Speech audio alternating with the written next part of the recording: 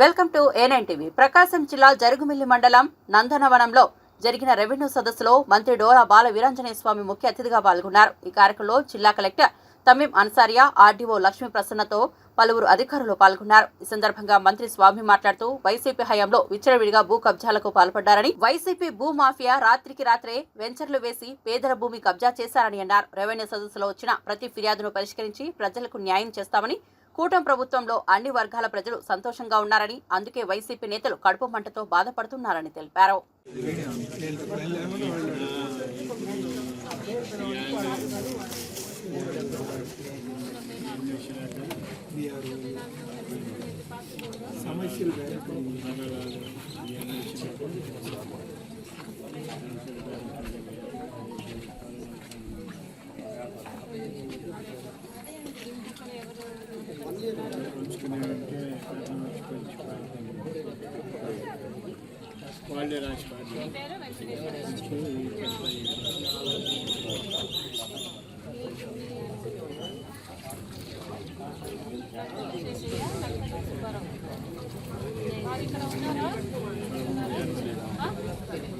ఊర్లో ఉన్నారా?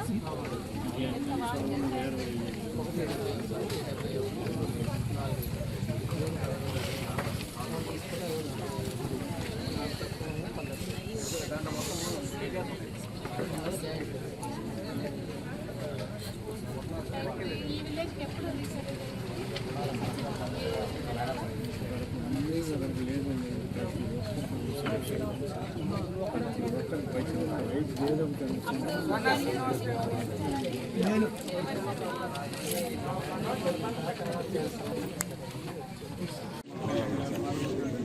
బియ్యం కమన్నారు కాదు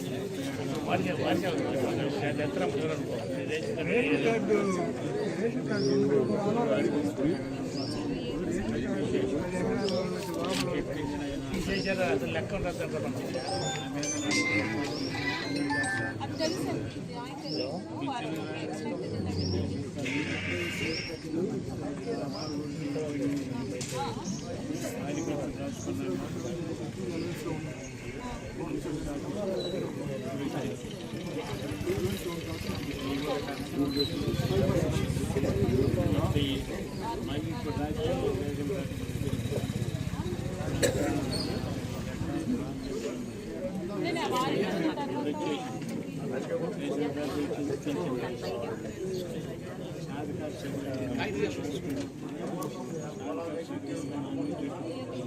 కాగితాలు చూపించాలి. చెప్తున్నారా నమ్ముతున్నాము.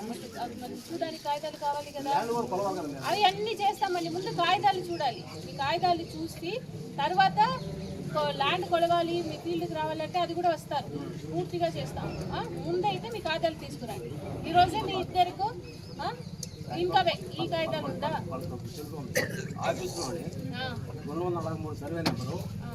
పూర్తిగా నా పేరు లేకుండా వాళ్ళ పేరు ఎక్కించేసి దాంట్లో పూర్తిగా క్లోజ్ చేసేసారు. ఆ నెంబర్ ఆఫీసులో పెద్దలాంటి భూమి వస్తారండి. ఇద్దరికి నోటీస్ ఇచ్చి కాగితాలు తీసుకొచ్చి చూపించండి తహసీల్దార్ గారికి. ఫీల్డ్ కావాలంటే ఫీల్డ్ వాళ్ళ మాట్లాడి చూపించడం కాగితాలు మీరు తీసుకురండి. మీరే అడుగుతున్నారు కదా, మీరు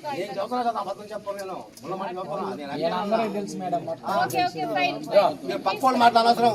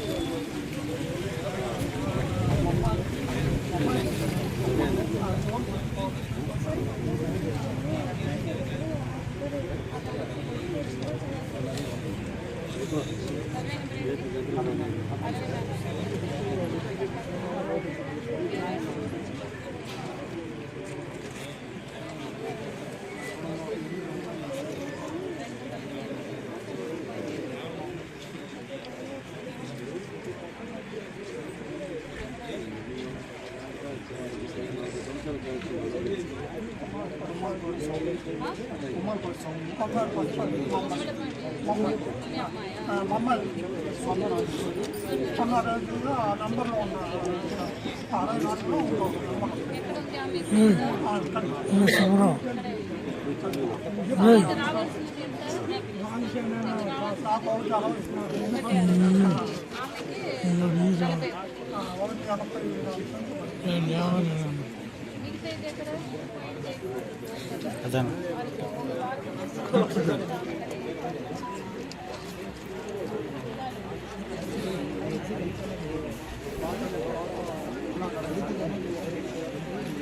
ఎలక్షన్స్ వచ్చినాయి.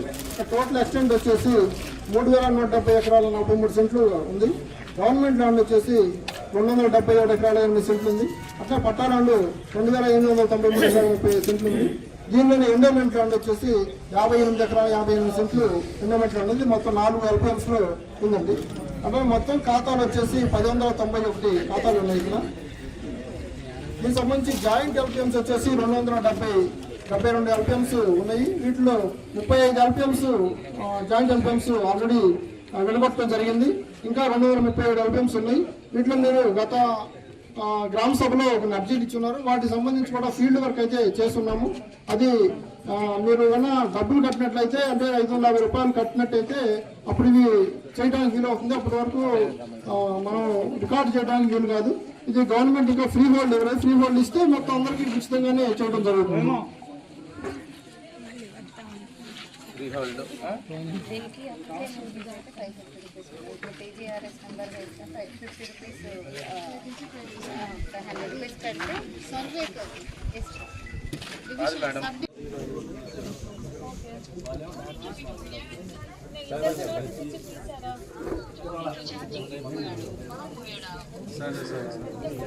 మొత్తం ల్యాండ్ కొనవాలి సార్.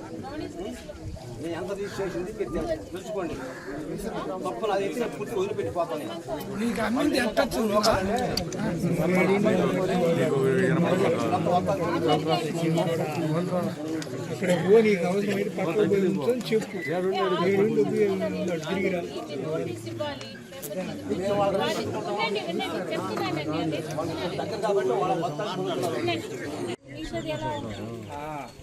సపరేట్ పెట్టింది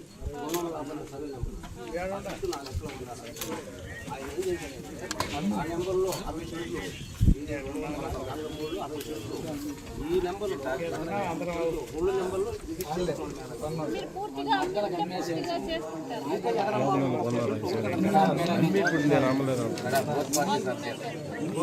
హలో మళ్ళీ ఇంకా 40 సెంట్లు ఉంది మేడం. అది ఇతను భార్య తరఫున అతను బంగారం అది తీసుకున్నారని వాళ్ళకి రిజిస్టర్ చేశారు. భార్య వాళ్ళకి అది వాళ్ళు అమ్ముతున్నారు మేడం. ఈ అక్కడ కూడా పోయి ల్యాబ్కి కూడా వెళ్ళి వచ్చినాయి. ఫోరెన్సిక్ ల్యాబ్ అంత అబద్ధం ఆడుతున్నారు మేడం. అది ఉంది సార్. ఇతనికి ఏమి లేదు. వాళ్ళ భార్య వాళ్ళకి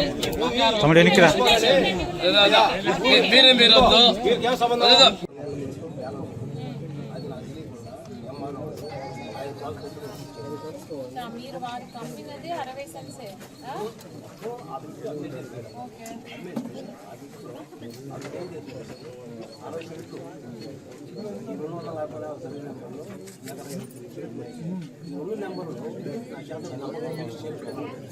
నేను ఇచ్చిన భూమి అని లెక్కలు తర్వాత తెలుసుకోండి. మళ్ళీ ఎంఆర్ఆర్ తర్వాత వాళ్ళు ఏమన్నారు,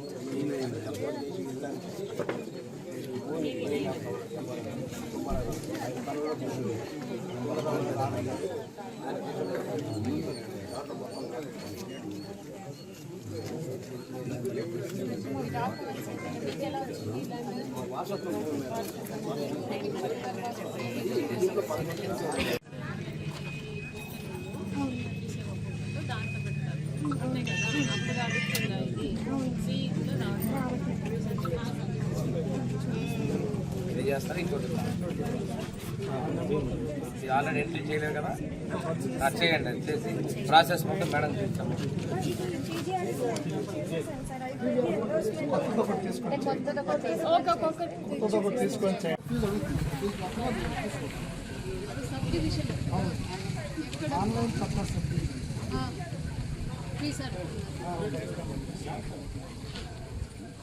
చూపించండి, ఒక కేసు తీసుకొచ్చి చూపించండి. ఒక ఇది వారు ఎవరు చేస్తున్నారు, ల్యాప్టాప్లో చేస్తున్నారు కదా, తీసుకురండి. తహసీల్దార్ గారు తహసీల్దార్ గారు 5 ఎల్పిఎంస్ వచ్చినాయి. టోటల్ ఎక్స్టెంట్ వచ్చేసి 3170 ఎకరాల 43 సెంట్లు ఉంది. గవర్నమెంట్ ల్యాండ్ వచ్చేసి 277 ఎకరాల 8 సెంట్లు ఉంది. అట్లా పట్టా ల్యాండ్ 2893 ఎకరాల 30 సెంట్లు ఉంది. దీనిలోని ఎండోమెంట్ ల్యాండ్ వచ్చేసి 58 ఎకరాల 58 సెంట్లు ఎండోమెంట్ ల్యాండ్ ఉంది. మొత్తం 4 ఎల్పిఎంస్ లో ఉందండి. అట్లా మొత్తం ఖాతాలు వచ్చేసి 1091 ఖాతాలు ఉన్నాయి ఇక్కడ. దీనికి సంబంధించి జాయింట్ ఎల్పిఎంస్ వచ్చేసి 272 ఎల్పిఎంస్ ఉన్నాయి. వీటిలో 35 ఎల్పిఎంస్ జాయింట్ ఎల్పిఎంస్ ఆల్రెడీ వెలుగొట్టడం జరిగింది. ఇంకా 237 ఎల్పిఎంస్ ఉన్నాయి. వీటిలో మీరు గత గ్రామ సభలో ఒక అర్జీలు ఇచ్చున్నారు. వాటికి సంబంధించి కూడా ఫీల్డ్ వర్క్ అయితే చేస్తున్నాము. అది మీరు ఏమైనా డబ్బులు కట్టినట్లయితే, అంటే 550 రూపాయలు కట్టినట్టయితే అప్పుడు ఇవి చేయడానికి వీలు అవుతుంది. అప్పటి వరకు మనం రికార్డు చేయడానికి వీలు కాదు. ఇది గవర్నమెంట్ ఇంకా ఫ్రీ హోల్డ్ ఎవరైనా ఫ్రీ హోల్డ్ ఇస్తే మొత్తం అందరికీ ఉచితంగానే చేయడం జరుగుతుంది. దీనికి అప్లికేషన్ ఫీజు అయితే 550 రూపీస్. ఇప్పుడు టీజీఆర్ఎస్ నెంబర్ వేస్తే 550 రూపీస్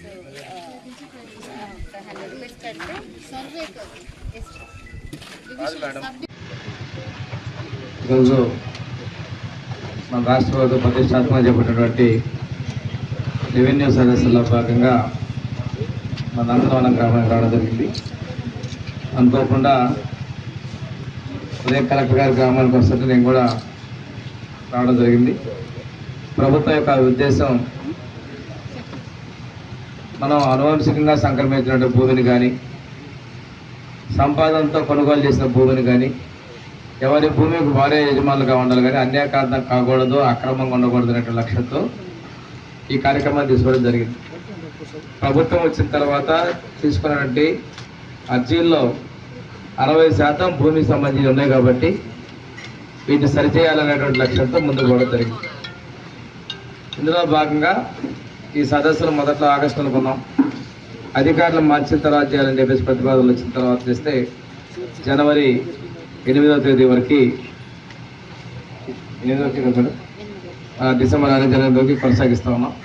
అవసరం అయితే ఇంకా ఎక్కువ టైం కూడా పెంచేటువంటి ఆలోచనలో ప్రభుత్వం ఉంది. ఈ ముగిసిన తర్వాత కూడా 45 రోజుల్లో ఇవన్నింటినీ కూడా పరిశీలన చేసి న్యాయం చేయాలి అనేటువంటి లక్ష్యంతో మన ప్రీతం ముఖ్యమంత్రి చంద్రబాబు నాయుడు గారు, అదేవిధంగా మన ప్రభుత్వ భాగస్వామ్య ఎన్డీఏ భాగస్వామ్యమైనటువంటి జనసేన, బీజేపీ, తెలుగుదేశం లక్ష్యం కూడా ఇదని చెప్పి నేను తెలియజేస్తున్నాను. కొన్ని భూమిలే లేని వాళ్ళవి కూడా వాళ్ళ పేర్లు కూడా, భూమి లేని వాళ్ళ పేర్లు కూడా మనకి ఆర్ఎస్ఆర్లో ఆన్లైన్లో ఉన్నాయి. కానీ తొలగింపుకి కొన్ని సమస్యలు వస్తున్నందువల్ల వారిని ఏదో విధంగా ఆన్లైన్లో వాళ్ళు సర్దుబాటు చేసినటువంటి గతంలో చూశారంటే వాళ్ళ ఉద్దేశం దురుద్దేశం కాదు, కానీ ఉన్న వాళ్ళకి న్యాయం చేయాలనేటువంటి సంకల్పం చేశారు. వాటి వల్ల భవిష్యత్తులో ఇబ్బంది వచ్చే పరిస్థితులు, సమస్య కూడా ఉన్నందున కలెక్టర్ గారు దాన్ని సీరియస్గా తీసుకున్నారు. శ్రీశైల దృష్టి కూడా తీసుకెళ్ళి అటువంటి వాటికి, అంటే సుమారు ఇటువంటి 100 పేర్ల దాకా ఉంటాయి గ్రామాలు అంటారు. ఇలాంటి ఇక్కడే కాదు, సింగరాయకొండ మండలం కూడా జరిగింది అని చెప్పేసి రెవెన్యూ అధికారులు మన దృష్టికి తీసుకురావడం జరిగింది. వీటన్నిటికి కూడా పరిష్కారం చేసే విధంగా ముందుకు తీసుకుంటారు. అదేవిధంగా కొంత సీలింగ్ భూముల్ని సాగులో తీసుకున్న వల్ల మనకి ఇచ్చినటువంటి అరణ్యంలో ఉన్నదానికి, భూమి మీద ఉన్నదానికి తేడాలు ఉన్నాయి. వాటన్నిటి కూడా ఈ మనకు వచ్చినటువంటి అర్జీలు లేదా ఇది కంటిన్యూస్ ప్రాసెస్గా ఏదైనా సమస్య ఉంటే పరిష్కారం చేసే విధంగా మనం ఉన్నాం కాబట్టి ఇంకా ఏమైనా వచ్చినా కానీ వాటిని కూడా మనం పరిష్కరించి భూమి మీద ఉన్నటువంటి వాళ్ళకి మనం న్యాయం చేసే విధంగా చర్యలు తీసుకుంటున్నాం.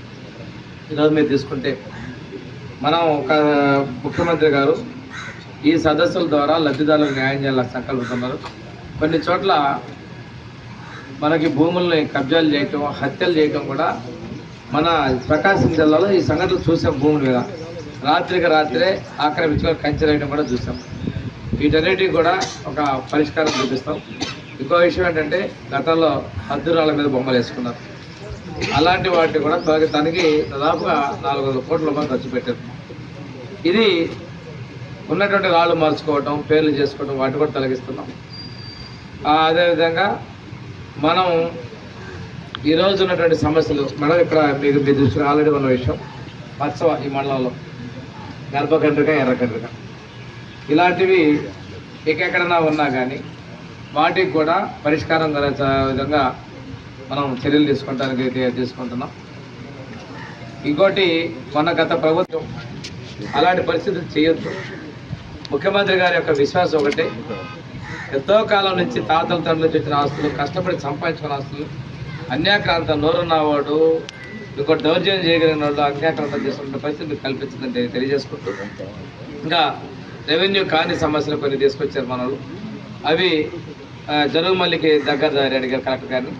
దానికి పోయినసారి ప్రభుత్వం మనం 1,70,00,000తో మనం 1,30,00,000 మనం కేటాయించడం జరిగింది. ఆ రోడ్డు పూర్తి చేయలేదు. రేపు మళ్ళీ కూడా ఉపాధి హామీ పథకంలో ఆ రోడ్డు జరుగుమల్లికి మండల కేంద్రం తీసుకొస్తాం. పోయినసారి మనం ప్రతిపాదించిందంటే మల్టీ లెవెల్ చెక్ డ్యామ్తో పాటు రోడ్డు వచ్చే విధంగా చేస్తే, లేదు కలెక్టర్ గారు కూడా దాన్ని బ్రిడ్జ్ కానీ ఏదైనా చేద్దామని అంటున్నారు. ఏదైనా కదా మనం ప్రతిపాదన చేద్దాం. పొలాలకు వెళ్ళేటువంటి డొంక రోడ్లు రైతులు అన్ని గ్రామాలు అడుగుతూ ఉన్నారు. దాదాపు 112 పంచాయతీలు ఉంటాయి. 70-80 పంచాయతీల్లో ఈ వర్షాల వలన గతంలో మనకు నిర్వహణ లోపం వలన చిల్ల చెట్లు పెరిగిపోవటం, 2 అడుగుల్లో గుంటలు పడిపోవటం, మనకి రైతులు తీవ్ర ఇబ్బందులు పడుతున్నారు. ఫస్ట్ అయితే నిధులు లేని పరిస్థితి. మన మార్చి తర్వాత ఈ రోడ్లు చేసే పరిస్థితి ఉన్నాయి. తప్పనిసరిగా ప్రతి గ్రామం కనీసం ఒక రోడ్డైనా మనం డొంక రోడ్లని బాగుపరుచుకున్నటువంటి చర్యలు తీసుకుందామని చెప్పి నేను తెలియజేసుకుంటూ, మనకు ఉన్నటువంటి సేవలు సద్వినియోగపరచుకోవాలని చెప్పి మనందరం మనస్ఫూర్తిగా కోరుకుంటూ, ఈ ప్రభుత్వం అన్ని వేళలా మన సహకారం అందిస్తూ ఉంది. ప్రభుత్వం ముఖ్యమంత్రి గారు ఒకటే లక్ష్యం, పేదరికం ఉండకూడదు, ప్రతి కుటుంబం వృద్ధి చెందాలి, ప్రతి కుటుంబంలో కూడా ఆర్థికంగా సంపాదన పడడం ముఖ్యమంత్రి గారి లక్ష్యం. దానిలో భాగంగానే ఇవన్నీ తీసుకున్నారు. మనకి పెన్షన్లు ఎంత ఇబ్బందులు ఉన్నప్పటికీ కూడా 4,000, 6,000, 10,000, 15,000 పెన్షన్ రూపాయలు 1వ తారీఖు ఇస్తున్నారు. 1వ తారీఖు సెలవు అయితే ముందు రోజు ఇస్తున్నారు. రేపు జనవరి 1 ఉద్యోగస్తులందరూ కూడా కొత్త సంవత్సరం వేడుకల్లో ఉంటారని చెప్పి రిక్వెస్ట్ చేస్తాం. ముందు రోజే సెలవు అయినా కాకపోయినప్పటికీ 31వ తారీఖు పంపిణీ చేయబోతున్నాం. అదేవిధంగా ఉచిత గ్యాస్ కూడా ఇవ్వడం జరిగింది. గ్యాస్ కూడా మీ అకౌంట్లో డబ్బులు సర్దుబాటు అవుతున్నాయి. దాదాపుగా రాలేదనే కంప్లైంట్ ఏమైనా అలాంటి సంబంధం ఏమైనా ఇబ్బందులు కనుక్కుంటే మీరు సంబంధిత అధికారులు మీ తహసీల్దార్ ద్వారా చేస్తే సివిల్ సప్లైస్కి తెలియజేస్తారు, మీ పంచాయతీ ద్వారా, వెల్ఫేర్ అసిస్టెంట్ ద్వారా. ఇవన్నీ కూడా మనం తీసుకుంటాం. మిగిలినటువంటి కూడా మనం అమలు చేస్తాం. ఇక్కడ ఇంకొక విషయం నేను చెప్పబోతున్నాను. విద్యుత్ నిన్న కొంతమంది చేశారు. ఏంటంటే మనకి బడ్జెట్ అనేది ఉంటుంది. ఈ సంవత్సరం నీ ఖర్చు 1,000 రూపాయలు అంటే 1,000 కాదు, మేము 1,200 ఆడుకున్నాం అన్నప్పుడు ఆ 200 రూపాయలు కూడా మాకు అనుమతి ఇవ్వని అర్జీ పెట్టుకుంటారు. ఈ 200ని మీరు ఏం చేస్తాడు అనుమతిస్తూ చిన్న జనాల మీద సర్దుబాటు చేయమంటారు. నువ్వు చేసిన తప్పులు అట్లా చేసి 2022-23లో 7,000 కోట్ల రూపాయలు, 23-24లో 12,000 కోట్ల రూపాయలు, సుమారుగా చూస్తే 19,284 కోట్ల రూపాయలు అదనంగా వాడి సర్దుబాటు చేయమని పంపించేసి, అది కూడా మేలో ఎలక్షన్స్ ముందు పంపించారు. ఎలక్షన్స్ అయిన తర్వాత ఈ రెండునే కలిపి ఒకేసారి వచ్చి మీరు సర్దుబాటు చేయమని ఆ ప్రభుత్వంలో ప్రతిపాదించిన వాళ్ళే దొంగ అన్నాం. చేసినవాడే మళ్ళీ చేయమని చెప్పి ధర్నా చేయడం తప్పుడు పనులు చేస్తున్నారు. ఎందుకంటే ఈ ప్రభుత్వం చేసే మంచి పని మీద దుష్ప్రచారం చేయాలని వాటి కూడా ప్రజలు గమనించుకోవాలి. ఈ ప్రభుత్వం ఎప్పుడు కూడా చేయదు. 2014లో అంధకారం, ఆ చీకటి ఆంధ్రప్రదేశ్ ఉంది, అంధకారంగా ఉన్నటువంటి ఆ ఆంధ్రప్రదేశ్లో వెలుగులు నింపాం. మళ్ళీ మనం తీసుకుంటే గవర్నమెంట్ మారేటానికి మిగులు విద్యుత్ ఇచ్చాం. తర్వాత మళ్ళీ ఈరోజు కరెంటు కోతలు ఉన్నాయి, భారాలు ఉన్నాయి. వాళ్ళ పాపాలని వృద్ధి ప్రయత్నాలు చేస్తున్న విషయాన్ని మీరు గమనించుకోవాలి తెలియజేసుకుంటూ, ఏది ఏమైనా మన ప్రభుత్వానికి మీ ఆశీస్సులు కావాలి, మీకు పనిచేసే అధికారులకు మీ సహకారం కావాలని చెప్పి నేను కోరుకుంటూ సెలవు తీసుకుంటాను. Thank you.